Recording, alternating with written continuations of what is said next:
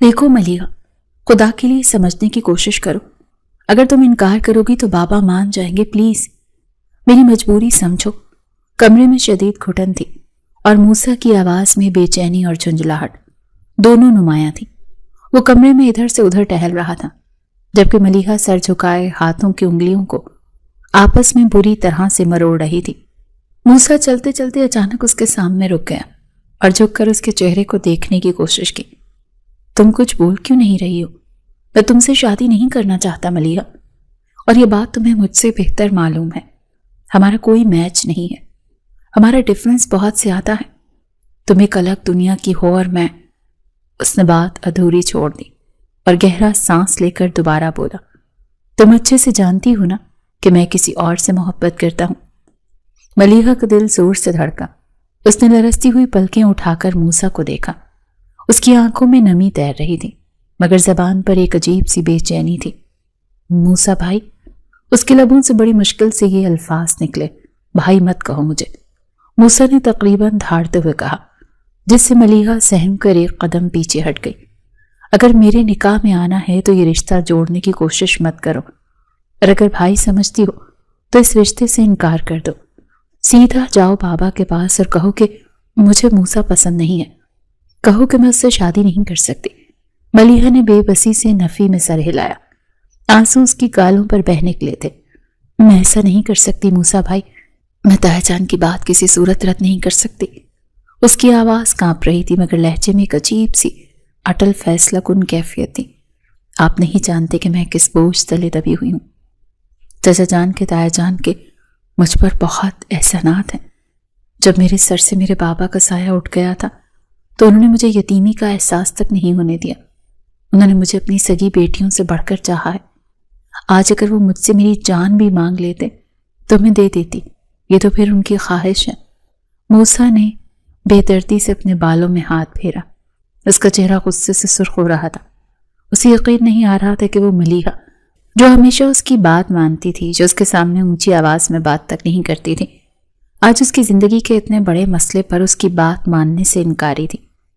تو اس احسان کا بدلہ تم میری زندگی پر بات کر کے چکاؤ گی؟ موسیٰ نے تلخی سے کہا۔ اس کا لہجہ کاٹ دار تھا۔ تمہارے اس احسان کے چکر میں میری خوشیاں کیوں قربان ہوں؟ میں نے تو کوئی احسان نہیں لیا نا، میں کیوں بھگتوں؟ ملیحہ، عقل سے کام لو، یہ نکاح نہیں ایک سمجھوتا ہوگا، اور میں ساری زندگی اس سمجھوتے کو نبھا نہیں پاؤں گا۔ ملیحہ نے اپنے آنسو پونچھے اور بھیگی ہوئی آواز میں بولی، میں مجبور ہوں موسیٰ بھائی، میں ان کی آنکھوں میں، ان کے مان میں انکار کی دھول نہیں جھونک سکتی۔ میں مر تو سکتی ہوں مگر طاہر جان کے فیصلے کے آگے نہ نہیں کہہ سکتی۔ آپ مرد ہیں، آپ بات کریں، آپ انکار کریں۔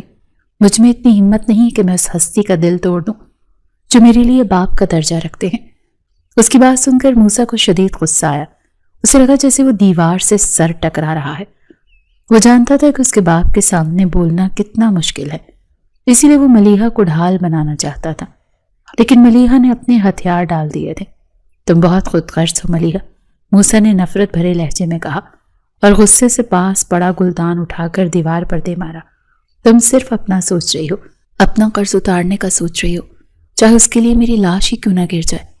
شیشے کی کرچی کرچی ہونے کی آواز سے ملیحہ نے ڈر کر آنکھیں بند کر لیں۔ تو ایک احسان مجھ پر بھی کر دو۔ موسیٰ نے دانت پیستے ہوئے اس کی طرف انگلی اٹھائی۔ دفع ہو جاؤ میری زندگی سے، کیوں میرا سکون تباہ کر دیا ہے تم نے؟ میں نہیں کرنا چاہتا تمہارے ساتھ شادی، نہ یہ بات گھر والوں کو سمجھ آتی ہے اور نہ تمہیں۔ وہ غصے سے چلایا تھا جبکہ ملیحہ سہمی ہوئی، کانپتی ہوئی ٹانگوں کے ساتھ ایک سائڈ پر دیوار سے ٹیک لگا کر کھڑی تھی۔ اس کے پاس موسیٰ کے الزامات کا کوئی جواب نہیں تھا۔ وہ جانتی تھی کہ وہ خود غرض نہیں ہے، وہ تو بس ایک کٹ پتلی ہے جو اپنی محبت اور فرض کے دھاگوں میں جکڑی ہوئی ہے۔ موسیٰ غصے سے پیر پٹکتا ہوا وہاں سے جا چکا تھا۔ دروازہ اتنی زور سے بند ہوا کہ کمرے کی کھڑکیاں جھنجھنا اٹھیں۔ وہ جانتا تھا کہ یہ نکاح کسی صورت بھی ٹلنے والا نہیں ہے۔ وہ لاکھ بہانے اور واسطے دے چکا تھا، لیکن اس کے بابا قاسم یزدانی اپنی سی ایک شرط پر اٹکے ہوئے تھے، اور اب ملیحہ کی خاموشی نے جیسے اس تابوت میں آخری کیل ٹھونک دی تھی۔ کمرے میں اب صرف ملیحہ کی سسکیوں کی آواز باقی تھی۔ وہ وہیں قالین پر بیٹھ گئی اور اپنے گھٹنوں میں سر دے کر رو پڑی۔ اسے موسیٰ کی تکلیف کا احساس تھا، لیکن وہ اپنے تایا جان کے سفید بالوں کی لاج رکھنے کے لیے اپنی خواہشات تو کیا اپنی عزت نفس بھی قربان کرنے کو تیار تھی۔ موسیٰ کے جانے کے بعد لاؤنج میں ایک بھاری خاموشی چھائی ہوئی تھی۔ قاسم یزدانی کا چہرہ غصے سے تمتما رہا تھا، جبکہ دادا جان نے گہری سانس لیتے ہوئے سر جھکا رکھا تھا۔ بیگم قاسم، جن کا نام سلمہ تھا، وہ پریشانی سے اپنے شوہر کی طرف دیکھ رہی تھی۔ وہ جانتی تھیں کہ باپ بیٹا دونوں اپنی ضد کے پکے ہیں اور ان دونوں کی ٹکر میں گھر کا سکون برباد ہو سکتا ہے۔ قاسم، آپ اتنا غصہ مت کریں، موسیٰ ابھی نہ سمجھ ہے۔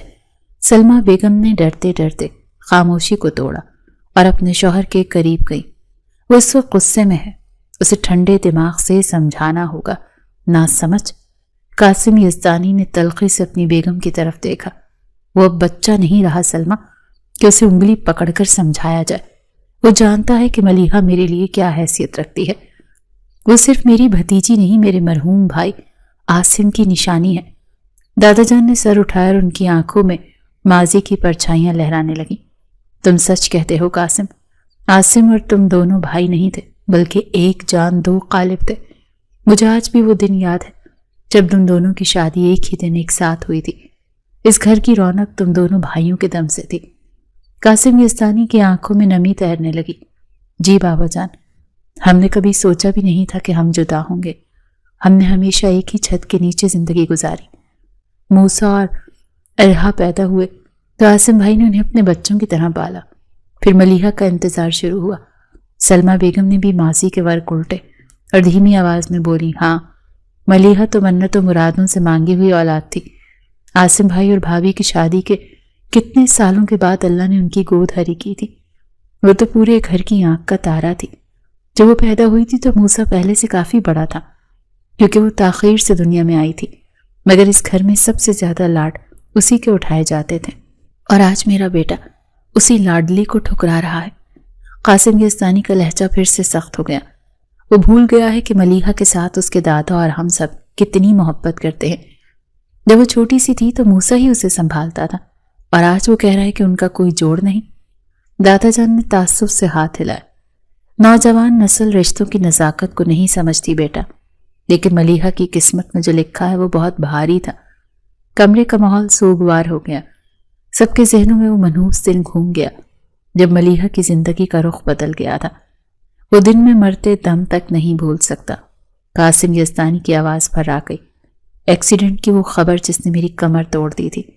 عاصم اور اس کی بیوی ہمیں داغ مفارقت دے گئے۔ ملیحہ کے سر سے ماں باپ کا سایہ اٹھ گیا اور وہ بھری دنیا میں تنہا رہ گئی۔ سلمہ بیگم نے اپنی شال کے پلو سے آنکھیں صاف کی۔ لیکن قاسم صاحب، میں نے اللہ کو گواہ بنا کر اس کی پرورش کی۔ میں نے کبھی اسے یتیمی کا احساس نہیں ہونے دیا۔ میں نے اسے بالکل اپنی بیٹی ارحا کی طرح رکھا ہے۔ میں نے تو کبھی سوچا بھی نہیں تھا کہ موسیٰ یوں انکار کر دے گا۔ میں جانتا ہوں سلمہ، تم نے اس کی پرورش میں کوئی کمی نہیں آنے دی۔ قاسم یزدانی نے اعتراف کیا۔ ارحا اور ملیحہ دونوں سگی بہنوں کی طرح پلی بڑی ہیں۔ ملیحہ شروع ہی سے موسیٰ کو اپنا بڑا بھائی مانتی آئی ہے، اس کا احترام کرتی ہے۔ چچی جان ہونے کے باوجود تم سے اپنی ماں جیسی محبت کرتی ہے۔ اس کے دل میں ہمارے احسانات کا بوجھ ہے، اور میرا بیٹا اسی بوجھ کو اس کے خلاف استعمال کر رہا ہے۔ دادا جان نے فیصلہ کن انداز میں کہا، دیکھو قاسم، موسیٰ چاہے جتنا بھی شور مچا لے، فیصلہ وہی ہوگا جو ہم نے کر لیا ہے۔ ملیحہ ہمارے بھائی کی امانت ہے، اور اس امانت کی حفاظت کا بہترین طریقہ یہی ہے کہ وہ اسی گھر میں موسیٰ کے نام کے ساتھ رہے۔ گھر کی بیٹی گھر میں رہے گی تو اس کی عزت اور توقیر محفوظ رہے گی۔ موسیٰ ایک پڑھا لکھا اور خوبصورت نوجوان ہے، اس پر کوئی بھی لڑکی فدا ہو سکتی ہے، لیکن اسے یہ سمجھنا ہوگا کہ ملیحہ سے بہتر جیون ساتھی اس سے نہیں مل سکتا۔ وہ کہتا ہے ملیحہ اس سے چھوٹی ہے، اس کی پرسنالٹی کے ساتھ میچ نہیں کرتی۔ سلمہ بیگم نے خدشے کا اظہار کیا۔ مجھے ڈر ہے کہ زبردستی کے رشتے نبھائے نہیں جاتے، رشتہ محبت سے نہیں ذمہ داری کے احساس سے نبھایا جاتا ہے۔ قاسم یزدانی نے دو ٹوک فیصلہ سنایا۔ ملیحہ موسیٰ کو بھائی سمجھتی تھی کیونکہ اسے ایسا سکھایا گیا تھا، لیکن اب اسے بیوی بن کر سوچنا ہوگا۔ موسیٰ کا روپ اور اس کی پرسنالٹی اپنی جگہ، لیکن اس کا فرض ہے کہ وہ اپنے باپ کے وعدے کی لاج رکھے۔ میں نے عاصم کی قبر پر وعدہ کیا تھا کہ میں اس کی بیٹی کو کبھی رلنے نہیں دوں گا، اور آج اگر میرا اپنا ہی بیٹا اس کے دکھ کا باعث بنے گا تو میں یہ برداشت نہیں کروں گا۔ لاؤنج میں پھر سے خاموشی چھا گئی۔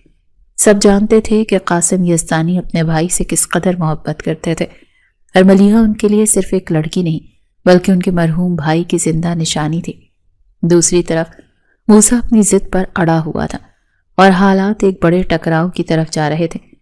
گھر کے وسیع و عریض ہال میں شام کی چائے کا دور چل رہا تھا۔ موسیٰ صوفے پر بیٹھا لیپ ٹاپ پر کچھ کام کر رہا تھا، جبکہ ملیحہ اور ارحا سامنے بیٹھی باتوں میں مگن تھی۔ موسیٰ کی شخصیت میں ایک ایسا روب اور کشش تھی جو کسی کو بھی متاثر کر سکتی تھی۔ وہ ایک پڑھا لکھا اور نہایت وجیح نوجوان تھا جس کا لباس اور انداز ہمیشہ نفیس ہوتا تھا۔ اس کے چہرے کی سنجیدگی اسے اس کی عمر سے کچھ بڑا ظاہر کرتی تھی، اور شاید اسی وجہ سے ملیحہ ہمیشہ اس سے مروب رہتی تھی۔ موسیٰ بھائی واقعی بہت ہینڈسم ہے نا؟ ارحا نے سرخوشی کرتے ہوئے ملیحہ سے کہا۔ میری یونیورسٹی کی کتنی ہی لڑکیاں ان کی پرسنالٹی کی فین ہیں۔ ملیحہ نے مسکرا کر اس بات میں سر ہلایا اور پیار بھری نظروں سے اپنی تایازاد بھائی کی طرف دیکھا۔ بالکل ارحا، موسیٰ بھائی کا روپ ان کی پرسنالٹی پر بہت جچتا ہے۔ وہ اس گھر کا مان ہے۔ میں تو شروع ہی سے انہیں اپنا بڑا بھائی اور محافظ سمجھتی ہوں۔ ان کے سامنے اونچی آواز میں بات کرنے کا تو میں سوچ بھی نہیں سکتی۔ اور بابا جان؟ ارحا نے چائے کا گھونٹ بھرتے ہوئے پوچھا تو ملیحہ کے چہرے پر عقیدت کے رنگ ابھر آئے۔ چچا جان کی تو بات ہی الگ ہے۔ میں ان سے اور تایا ابو سے بہت محبت کرتی ہوں۔ تمہیں پتا ہے ارحا، یہ میرے دل میں ہمیشہ یہ احساس رہتا ہے کہ چچا جان کے مجھ پر کتنے احسان ہیں۔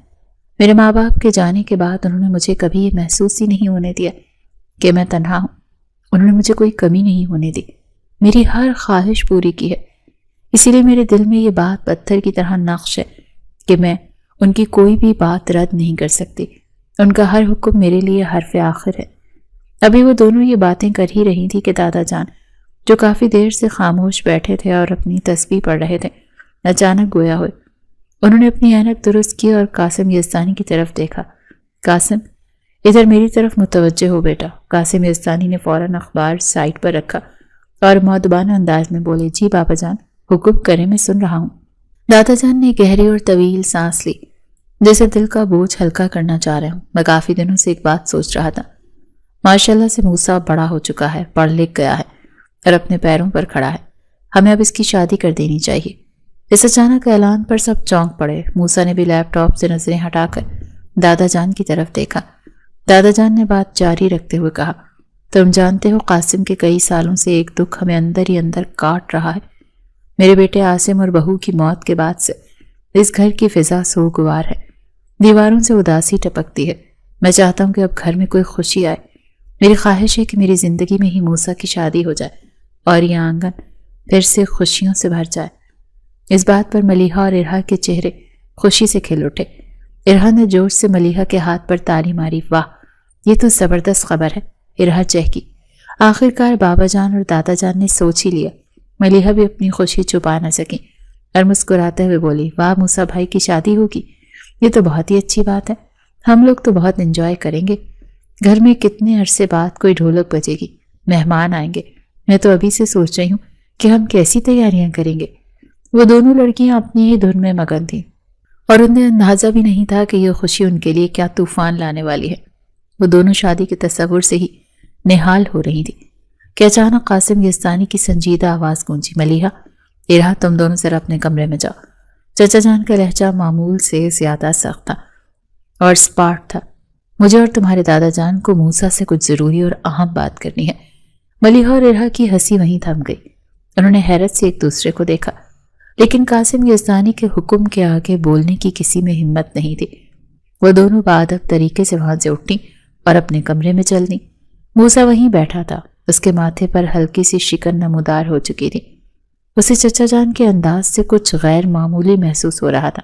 بابا، مجھے آپ سے ایک بہت ضروری بات کرنی ہے، موسیٰ نے جھجکتے ہوئے آغاز کیا۔ اچھا ہوا کہ دادا جان نے خود ہی شادی کا موضوع چھیڑ دیا، ورنہ مجھے سمجھ نہیں آ رہا تھا کہ میں کیسے شروعات کروں۔ قاسم یزدانی نے سوالیہ نظروں سے اپنے بیٹے کی طرف دیکھا اور نرمی سے بولے، کیا بات کرنی ہے بیٹے؟ کھل کر کہو، ہمیں بھی تم سے ایک بہت اہم معاملے پر بات کرنی ہے، لیکن پہلے تم اپنی بات مکمل کر لو۔ موسیٰ نے اپنے ہاتھوں کو آپس میں مسلا اور پر امید لہجے میں بولا، بابا، آپ جانتے ہیں نا کہ میں اب سیٹل ہو چکا ہوں۔ میں چاہتا ہوں کہ میری شادی میری پسند سے ہو۔ میں اپنی کلاس فیلو انم کو پسند کرتا ہوں۔ اس نام پر قاسم یزدانی اور دادا جان کے چہروں پر ایک سایہ سے لہرا گیا، لیکن موسیٰ اپنی ہی دھن میں بولتا چلا گیا۔ وہ بہت اچھی اور سلجھی ہوئی لڑکی ہے۔ اس کا تعلق بھی ایک بہت معزز خاندان سے ہے۔ ہم دونوں ایک دوسرے کو یونیورسٹی کے زمانے سے جانتے ہیں۔ ہماری ذہنی ہم آہنگی بہت اچھی ہے۔ انم مجھے پچھلے کئی دنوں سے کہہ رہی تھی کہ اس کے گھر والے اس کی شادی کے لیے بہت سنجیدہ ہو چکے ہیں۔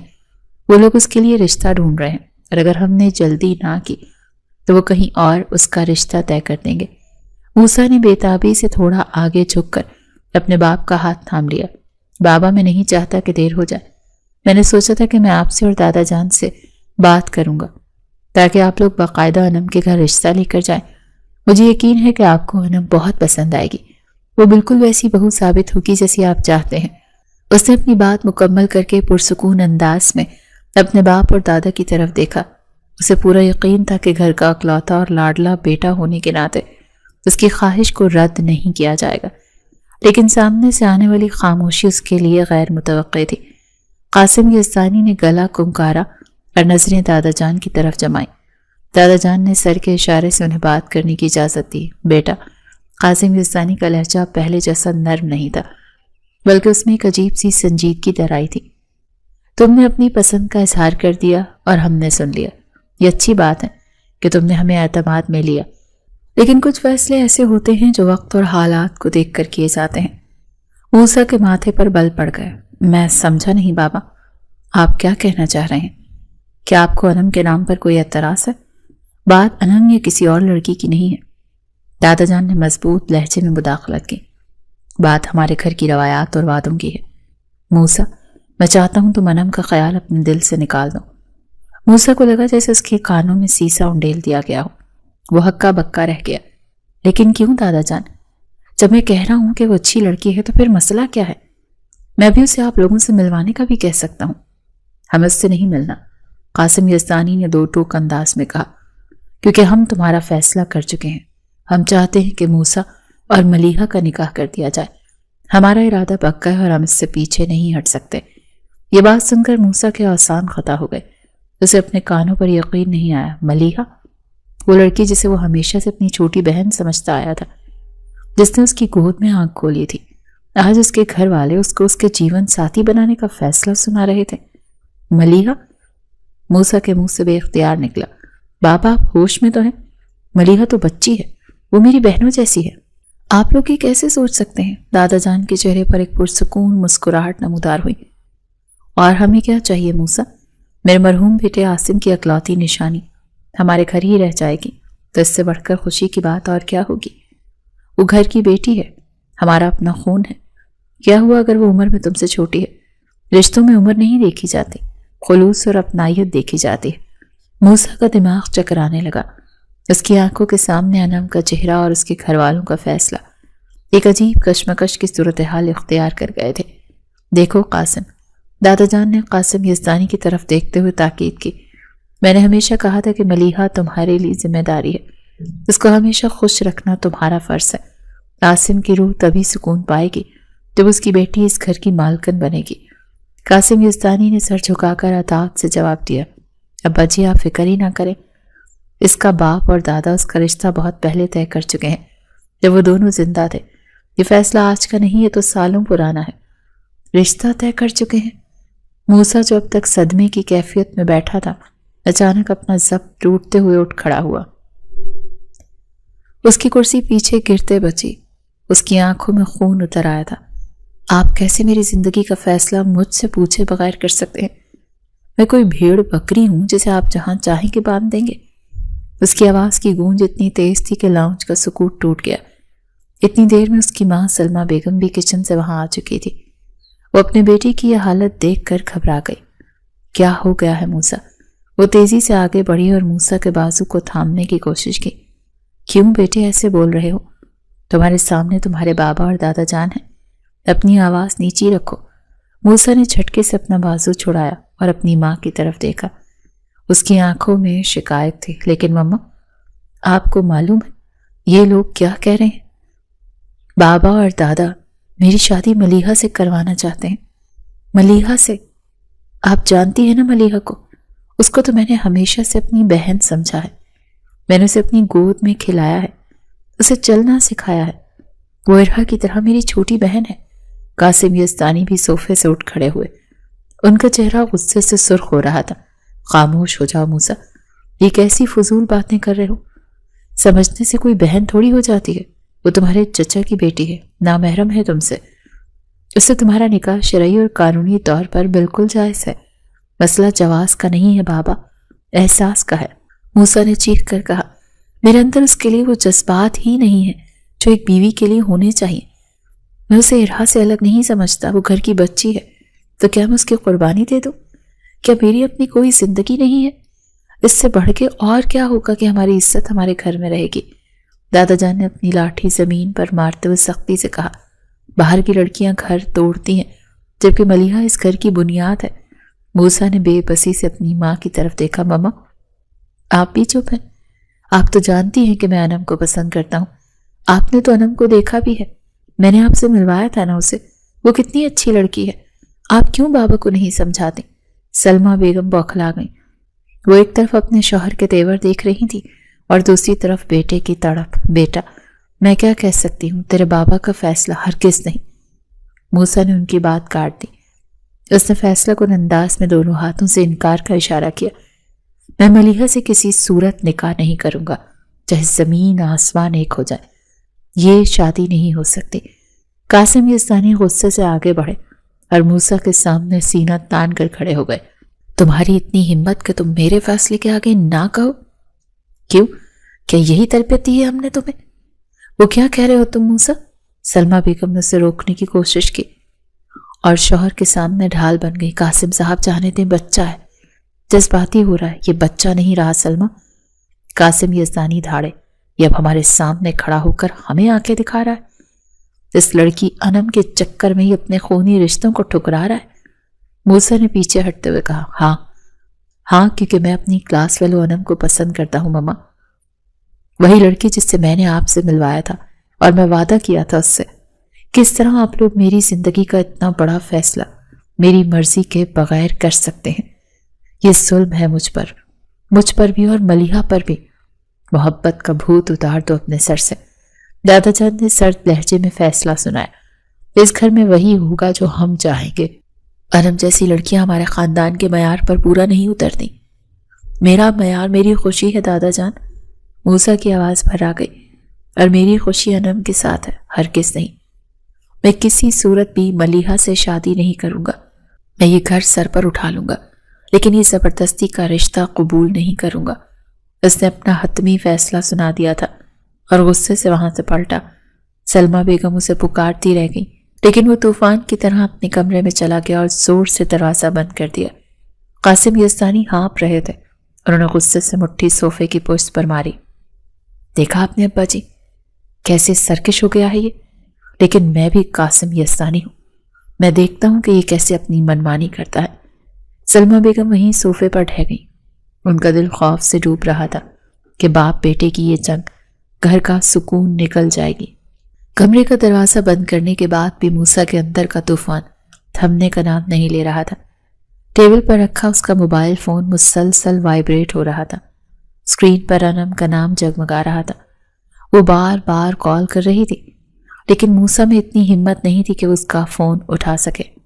وہ جانتا تھا کہ انم اس وقت کس قدر پریشان ہوگی، کیونکہ اس نے وعدہ کیا تھا کہ آج وہ اپنے گھر والوں سے بات کر کے اسے خوشخبری سنائے گا، مگر یہاں تو حالات نے ایسا پلٹا کھایا تھا کہ خوشخبری تو دور کی بات، اس کی تو اپنی امیدیں بھی دم توڑتی نظر آ رہی تھیں۔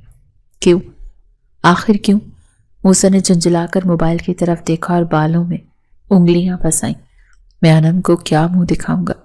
میں اسے کیسے بتاؤں کہ جن رشتوں پر مجھے ناز تھا انہوں نے ہی میری خوشیوں کا گلا گھونٹ دیا۔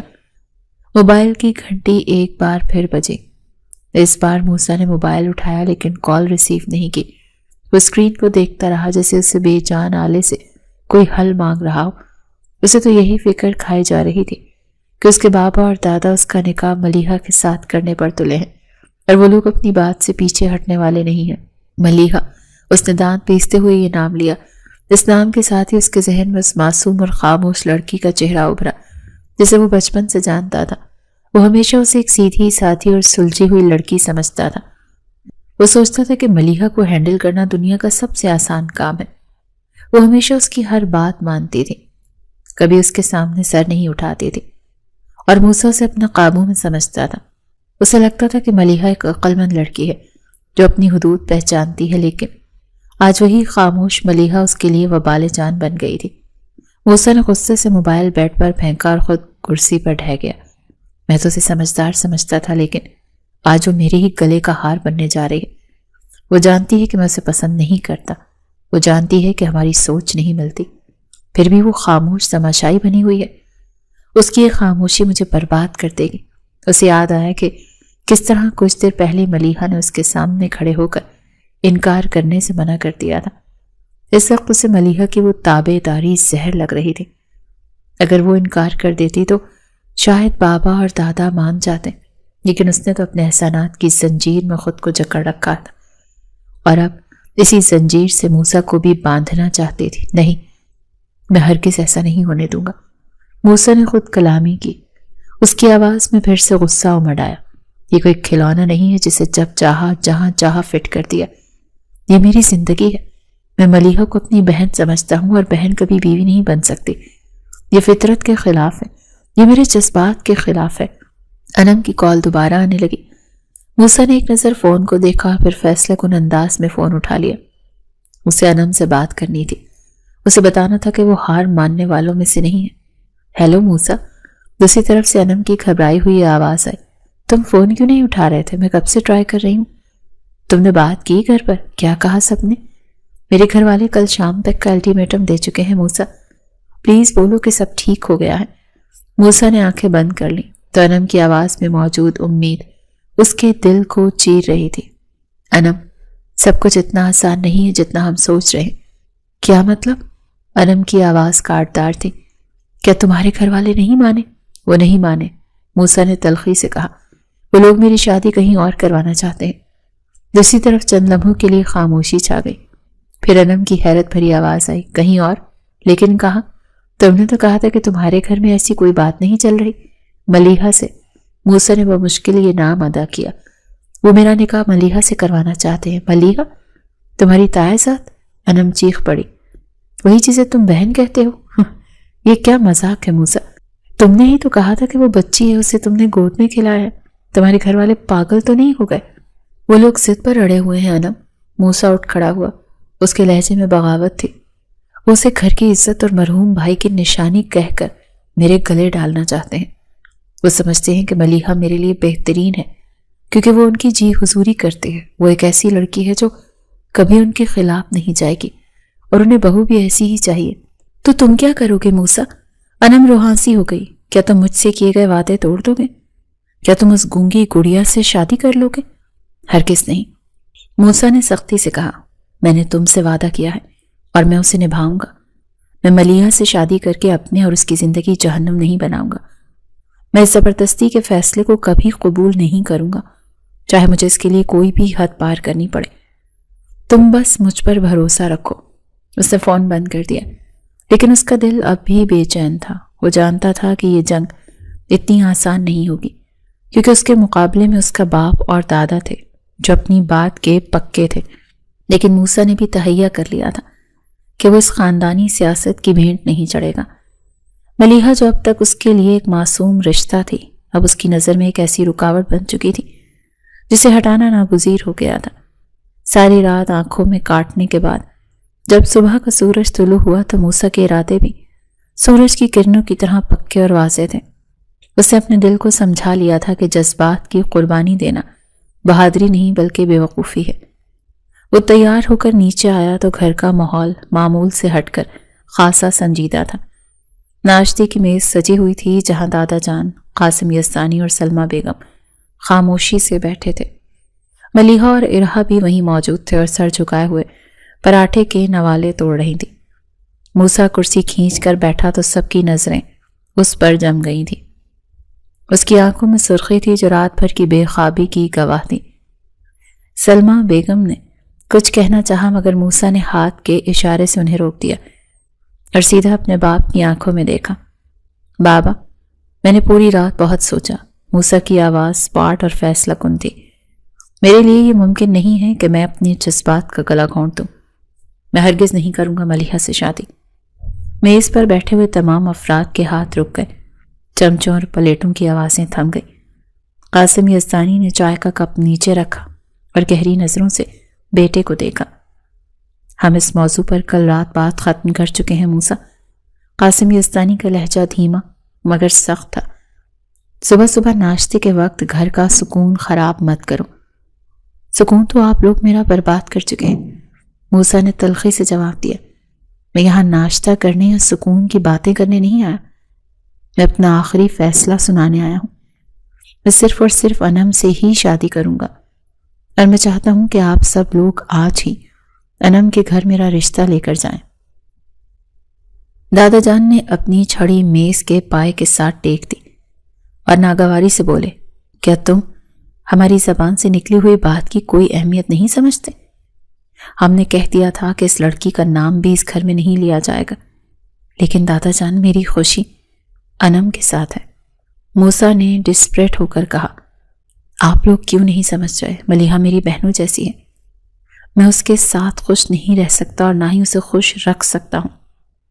زبردستی کے رشتے گھر نہیں بساتے بلکہ زندگیاں اجاڑ دیتے ہیں۔ آپ لوگ انم کے گھر جائیں، وہ لوگ انتظار کر رہے ہیں۔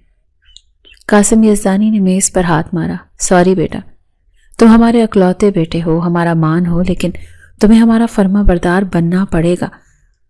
ہمارے خاندان کی روایات ہمیں اجازت نہیں دیتی کہ ہم تمہاری پسند کے آگے سر جھکا دیں، اسی لیے ہم تمہارا رشتہ انم کے گھر نہیں لے کے جا سکتے، یہ ناممکن ہے۔ تو پھر میرا ملیحہ سے شادی کرنا بھی ناممکن ہی سمجھیں۔ موسیٰ نے بھی ترکی بترکی جواب دیا، تمہارا نکاح ملیحہ کے ساتھ ہی ہوگا اور بہت جلد ہوگا۔ قاسم یزدانی نے حتمی فیصلہ سنایا، اب انم کا خیال اپنے دل اور دماغ سے نکال دو۔ بہتر ہوگا کہ تم اپنی ہونے والی بیوی کے بارے میں سوچو جو تمہارے سامنے بیٹھی ہے۔ ملیحہ جو اب تک ناشتے کی ٹیبل پر بیٹھی خود کو کھانے میں مگن ظاہر کرنے کی کوشش کر رہی تھی، اپنا نام سن کر ہکا بکا رہ گئی۔ نوالا اس کے حلق میں اٹک کر رہ گیا۔ اسے اپنے کانوں پر یقین نہیں آ رہا تھا کہ اس کے چچا جان اور دادا جان سچ میں اس کا نکاح اس کھڑوس اور دوسری لڑکیوں کو پسند کرنے والے موسیٰ کے ساتھ کروائیں گے۔ وہ موسیٰ کی باتیں سن رہی تھی اور ہر لفظ اس کے دل پر ہتھوڑے کی طرح برس رہا تھا۔ اسے معلوم تھا کہ موسیٰ سخت مزاج ہے، لیکن یہ نہیں معلوم تھا کہ وہ کسی اور کی محبت میں اس قدر گرفتار ہے کہ بڑے گھر میں ملیحہ کو رد کر رہا ہے۔ موسیٰ کے الفاظ، ملیحہ میری بہنوں جیسی ہے اور میں انم سے شادی کروں گا، اس کے کانوں میں گونج رہے تھے۔ اسے شدید ذلت کا احساس ہوا، جیسے وہ کوئی بے جان چیز ہو جسے زبردستی کسی پر تھوپا جا رہا ہو۔ وہ خاموش ہو کر بیٹھ گئی اور سر مزید جھکا لیا۔ اس کی آنکھوں میں آنسو امڈ آئے تھے جنہیں اس نے بڑی مشکل سے پلکوں کی باڑ میں روکا اور اندر ہی اندر ضبط کر لیا۔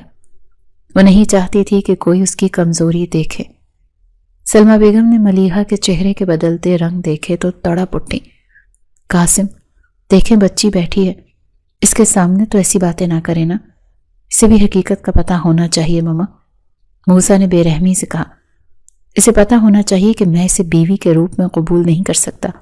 یہ خاموش رہ کر سب کچھ قبول کر سکتی ہے لیکن میں نہیں کر سکتا۔ میں انم کے علاوہ اور کسی کا نہیں ہو سکتا۔ بس موسیٰ، دادا جان گرجے، اپنی حد میں رہو۔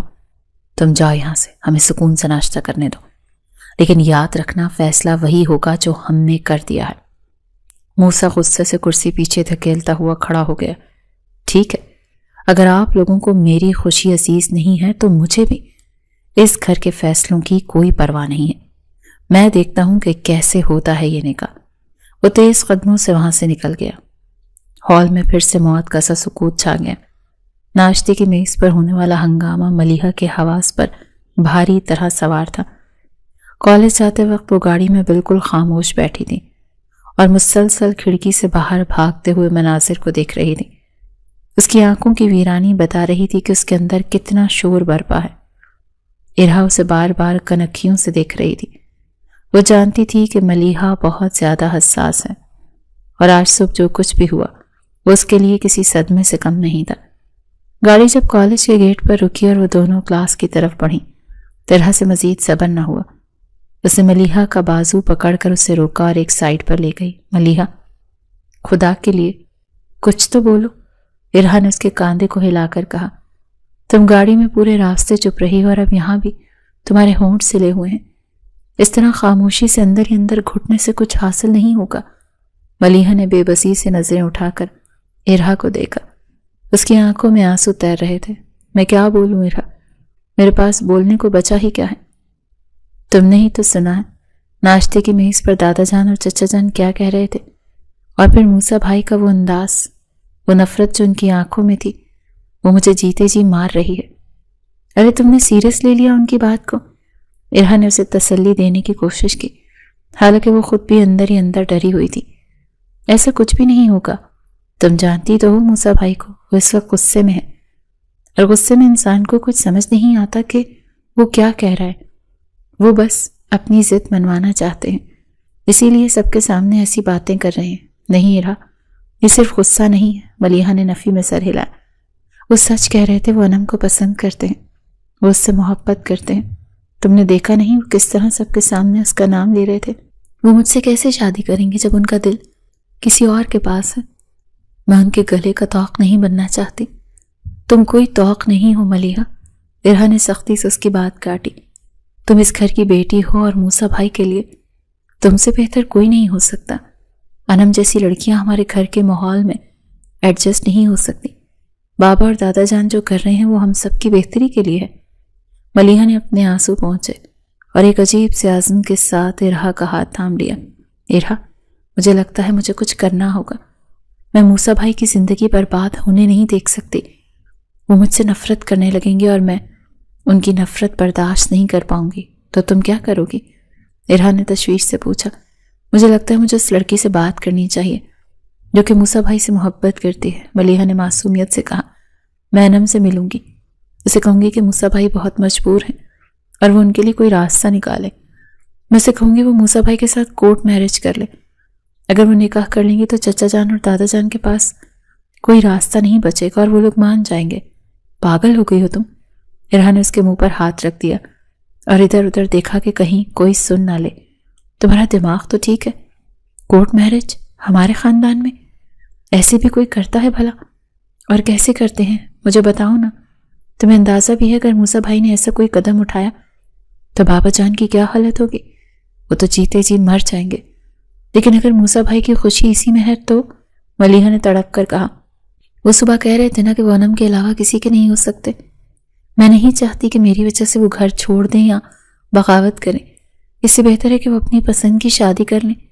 میں بابا جان اور دادا جان کو سنبھال لوں گی، میں ان کے پیروں میں گر کر معافی مانگ لوں گی، لیکن موسیٰ بھائی کو بد دعا نہیں لینے دوں گی۔ تم بہت بھولی ہو ملیحہ، ارہا نے اس کا ہاتھ دبا کر سمجھایا۔ تمہیں لگتا ہے کورٹ میرج کرنے کے بعد موسیٰ بھائی خوش رہیں گے؟ وہ اس گھر کے بغیر اور ہم سب کے بغیر ادھورے ہیں۔ وہ وقتی جذبات میں فیصلہ تو کر لیں گے لیکن بعد میں ساری زندگی پچھتائیں گے۔ اور تم کیا کرو گی؟ کیا تم ساری زندگی یوں ہی اکیلی رہو گی؟ میری فکر مت کرو، ملیحہ کی آواز مدھم پڑ گئی۔ میں تو ویسے بھی یتیم ہوں، میرا کون ہے؟ چچا جان کا سایہ ہے بس۔ اگر میری قربانی سے گھر کا سکون بچتا ہے تو یہ سودا مہنگا نہیں ہے۔ خبردار جو ایسی بات دوبارہ منہ سے نکالی۔ ارہا کی آنکھوں میں بھی نمی آ گئی۔ تم یتیم نہیں ہو، تم میری بہن ہو، تم اس گھر کی جان ہو۔ دیکھنا سب ٹھیک ہو جائے گا، دادا جان کوئی نہ کوئی حل نکال لیں گے اور موسیٰ بھائی کا غصہ بھی اتر جائے گا۔ بس تم دعا کرو کہ وہ کوئی جذباتی قدم نہ اٹھا لے۔ ملیحہ نے گہری سانس لی۔ مجھے بہت ڈر لگ رہا ہے ارہا، مجھے لگ رہا ہے کہ کچھ بہت برا ہونے والا ہے۔ موسیٰ بھائی کی وہ دھمکی کہ وہ گھر سر پر اٹھا لیں گے مجھے چین نہیں لینے دے رہی۔ اللہ بہتر کرے گا۔ چلو کلاس کا ٹائم ہو رہا ہے۔ ارہا نے بات کا رخ موڑا تاکہ ملیحہ کا دھیان بٹ سکے۔ وہ دونوں کلاس کی طرف بڑھیں لیکن ملیحہ کا دل اب بھی وہیں گھر پر اٹکا ہوا تھا جہاں ایک طرف اس کے نام پر کھڑا تھا۔ وہ سوچ رہی تھی کہ کاش اس کے پاس کوئی جادو ہوتا جس سے وہ سب کے دلوں کا حال بدل سکتی۔ موسیٰ کو اس کی محبت دلا سکتی اور اپنے چچا کو ان کی عزت، لیکن وہ جانتی تھی کہ حقیقت جادو سے زیادہ تلخ ہوتی ہے اور اسے یہ تلخی ہر حال میں نگلنی تھی۔ یونیورسٹی سے نکلتے ہی موسیٰ نے گاڑی کا رخ اس ریسٹورنٹ کی طرف موڑ لیا جہاں انم پچھلے آدھے گھنٹے سے اس کا انتظار کر رہی تھی۔ اس کا دل زور زور سے دھڑک رہا تھا۔ وہ جانتا تھا کہ وہ انم کے پاس کوئی خوشخبری لے کر نہیں جا رہا، بلکہ اس کی امیدوں کا خون کر کے جا رہا ہے۔ وہ اندر داخل ہوا تو انم کونے والی میز پر بیٹھی بار بار اپنی ہی گھڑی دیکھ رہی تھی۔ موسیٰ کو دیکھتے ہی وہ فوراً سے کھڑی ہو گئی۔ اس کی آنکھوں میں سوال ہی سوال تھے۔ موسیٰ دھیرے قدموں سے چلتا ہوا اس کے سامنے پہنچا اور کرسی گھسیٹ کر بیٹھ گیا۔ تم اتنی دیر سے کیوں آئے موسیٰ؟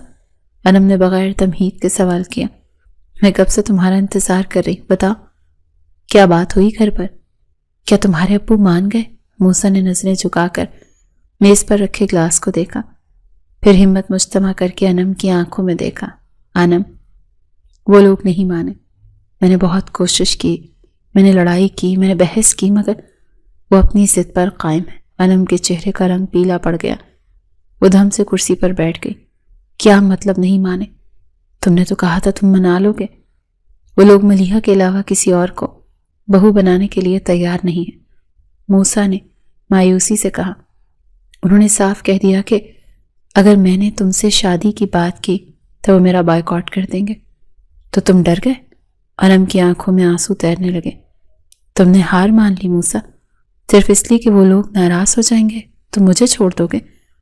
میں نے ہار نہیں مانی انم، موسیٰ نے میز پر ہاتھ مار کر کہا۔ میں اب بھی لڑ رہا ہوں۔ میں نے صبح ناشتے کی ٹیبل پر انہیں صاف صاف کہہ دیا ہے کہ میں ملیحہ سے شادی نہیں کروں گا، چاہے مجھے گھر ہی کیوں نہ چھوڑنا پڑے۔ صرف باتوں سے کچھ نہیں ہوگا موسیٰ، انم نے جذباتی ہو کر کہا۔ میرے گھر والے کل شام میرا رشتہ کہیں اور طے کر دیں گے۔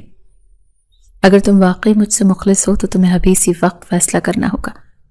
کیسا فیصلہ؟ موسیٰ نے الجھن سے پوچھا۔ کورٹ میرج، انم نے دو ٹوک لفظوں میں کہا۔ چلو میرے ساتھ، ابھی ہم نکاح کر لیتے ہیں۔ جب سب کچھ ہو جائے گا تو ہمارے گھر والے خود بخود مان جائیں گے۔ موسیٰ چونک گیا۔ کورٹ میرج کا خیال اسے بھی آیا تھا، لیکن عملی طور پر یہ قدم اٹھانا اتنا آسان نہیں تھا۔ میں ایسا نہیں کر سکتا انم، موسیٰ نے نفی میں سر ہلایا۔ میں باغی ہو سکتا ہوں مگر میں اپنے باپ کی پگڑی اس طرح بازار میں نہیں اچھال سکتا۔ کورٹ میرج کر کے میں ان کی نظروں میں ہمیشہ کے لیے گر جاؤں گا۔ میں انہیں منانے کی کوشش کروں گا مگر بھاگ کر شادی کرنا میرے خمیر میں نہیں ہے۔ تو پھر تم مجھے بھول جاؤ۔ انم نے پرس اٹھایا اور کھڑی ہو گئی۔ تمہاری یہ خاندانی وزاداری تمہارے پاس رہے۔ مجھے ایک ایسا جیون ساتھی چاہیے جو میرے لیے دنیا سے ٹکرا سکے۔ اگر تم آج فیصلہ نہیں کر سکے تو پھر کبھی مت آنا میرے پاس۔ وہ روتی ہوئی وہاں سے نکل گئی اور موسیٰ بت بنا اسے جاتا دیکھتا رہا۔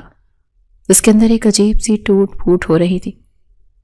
ایک طرف اس کی محبت روٹ کر جا رہی تھی اور دوسری طرف اس کے گھر والے اس کے گلے میں ناپسندیدہ رشتے کا پھندا ڈالنے کو تیار تھے۔ دوسری طرف گھر میں ایک عجیب سی ہلچل تھی۔ قاسم یزدانی نے دفتر سے چھٹی کر لی اور ڈرائنگ روم میں بیٹھے فون پر کسی سے مسلسل ہدایات دے رہے تھے۔ سلمہ بیگم پریشانی کے عالم میں لاؤنج میں ٹہل رہی تھی۔ ملیحہ اور ارحا کالج سے واپس آ چکی تھی اور گھر کا ماحول دیکھ کر سہم گئی تھی۔ ملیحہ سیدھی اپنی تائی جان کے پاس گئی۔ تائی امی، یہ سب کیا ہو رہا ہے؟ چچا جان فون پر نکاح خاں سے بات کیوں کر رہے ہیں؟ سلمہ بیگم نے ملیحہ کو گلے لگا لیا۔ میری بچی، تیرے چچا پاگل ہو گئے، وہ بضد ہیں کہ کل ہی تم دونوں کا نکاح کر دیا جائے۔ وہ کہہ رہے ہیں کہ موسیٰ کو قابو کرنے کا یہی ایک طریقہ ہے کہ اسے پابند کر دیا جائے۔ ملیحہ کے پیروں تلے سے زمین نکل گئی۔ کل؟ لیکن تائی امی، موسیٰ بھائی تو سخت خلاف ہیں۔ اگر زبردستی نکاح ہوا تو وہ مجھے کبھی قبول نہیں کریں گے۔ خدارا روکیں چچا جان کو۔ میں نے بہت سمجھایا ہے۔ سلمہ بیگم رو پڑی۔ لیکن ان پر تو جیسے دھن سوار ہے۔ وہ کہتے ہیں کہ اگر موسیٰ نہیں مانا تو وہ اپنی جان دے دیں گے لیکن وعدہ خلافی نہیں کریں گے۔ شام گہری ہو رہی تھی اور موسیٰ ابھی تک گھر نہیں لوٹا تھا۔ سورج غروب ہو چکا تھا اور اندھیرا پھیل رہا تھا، بالکل ویسے ہی جیسے ملیحہ اور سلمہ بیگم کے دلوں میں خوف کا اندھیرا پھیل رہا تھا۔ کھانے کی میز لگ چکی تھی مگر کسی نے نوالا تک نہیں توڑا تھا۔ سب کی نظریں مرکزی دروازے پر جمی تھیں جہاں سے موسیٰ کو آنا تھا، مگر وہاں صرف خاموشی کا پہرا تھا۔ قاسم یزدانی بار بار کھڑی دیکھ رہے تھے۔ ان کے ماتھے پر تیوریاں چڑھی ہوئی تھیں۔ وہ جانتے تھے کہ موسیٰ بغاوت پر اتر آیا، لیکن وہ بھی ہار ماننے والوں میں سے نہیں تھے۔ ابھی تک نہیں آیا صاحبزادہ، دادا جان نے گہری سانس لی۔ مجھے لگتا ہے وہ ہمیں آزما رہا ہے۔ آ جائے گا ابا جی، قاسم یزدانی نے سخت لہجے میں کہا۔ کہاں جائے گا گھر چھوڑ کر؟ یہ صرف اس کے ڈرامے ہیں ہمیں ڈرانے کے، لیکن وہ نہیں جانتا کہ اس کا باپ اس سے بھی بڑا ضدی ہے۔ کل سورج نکلنے سے پہلے وہ ملیحہ کا شوہر بن چکا ہوگا، چاہے وہ مانے یا نہ مانے۔ ملیحہ اپنے کمرے میں اندھیرے میں بیٹھی کانپتے وجود کے ساتھ دعائیں مانگ رہی تھی کہ کاش یہ رات کبھی ختم نہ ہو، کاش کل کا سورج کبھی طلوع نہ ہو، جو اس کے لیے ایسا امتحان لا رہا تھا جس میں اس کی خوشی اور موسیٰ کی رضا دونوں کی قربانی دی جا رہی تھی۔ رات کا پچھلا پہر شروع ہو چکا تھا اور حویلی پر گہرا سناٹا چھایا ہوا تھا، مگر سلمہ بیگم کی آنکھوں سے نیند کوسوں دور تھی۔ وہ لاؤنج میں مسلسل ٹہل رہی تھی اور ان کی نظریں مرکزی دروازے پر جمی ہوئی تھی۔ دیوار پر لگی گھڑی کی ٹک ٹک ان کے دل کی دھڑکنوں کے ساتھ جیسے ریس لگا رہی تھی۔ ہر گزرتا لمحہ ان کے خدشات میں اضافہ کر رہا تھا کہ کہیں موسیٰ جذبات میں آ کر کوئی غلط قدم نہ اٹھا لے۔ دوسری طرف موسیٰ رات گئے تک گھر نہیں لوٹا تھا۔ اس کی ماں بہت زیادہ پریشان تھی۔ ان کے وہم و گمان میں بھی نہیں تھا کہ موسیٰ کبھی اتنی دیر تک گھر سے غائب رہے گا۔ آخرکار جب ان کے صبر کا پیمانہ لبریز ہو گیا تو وہ ڈرتے ڈرتے اپنے شوہر کے کمرے میں گئی۔ قاسم یزدانی بیڈ پر لیٹے ہوئے تھے مگر جاگ رہے تھے۔ سلمہ بیگم نے رونی صورت بنا کر اس کے باپ سے کہا تو اس کا باپ کروٹ بدل کر لاپرواہی سے بولا، آ جائے گا خود ہی گھر، بچہ نہیں ہے وہ، اسے پتہ ہے راستہ، تمہیں پریشان ہونے کی ضرورت نہیں، جاؤ چپ چاپ جا کر سو جا۔ سلمہ بیگم کو اپنے شوہر کی اس بے حسی پر شدید دکھ ہوا۔ ان کی ماپتا تڑپ اٹھی۔ وہ تڑپ کر بولی، کیسے سو جاؤں میں چپ چاپ؟ میرا اکلوتا ہی تو بیٹا ہے، اگر اسے کچھ ہو گیا تو میں جی نہیں پاؤں گی قاسم صاحب۔ رات کسی کرب میں گزری۔ موسیٰ فجر کے وقت گھر لوٹا، خاموش اور ٹوٹا ہوا۔ اسے لگا تھا کہ شاید اس کی خاموشی اور رات بھر کی گمشدگی گھر والوں کے دل نرم کر دے گی، مگر یہاں تو فیصلے پتھر پر لکیر بن چکے تھے۔ اگلے ہی دن گھر میں وہ ہوا جس کا تصور بھی موسیٰ نے نہیں کیا تھا۔ کس مہمان کو نہیں بلایا گیا، کوئی ڈھولک نہیں بجی، بس گھر کے افراد اور ان کی موجودگی میں جبر کی فضا میں موسیٰ اور ملیحہ کا نکاح کر دیا گیا تھا۔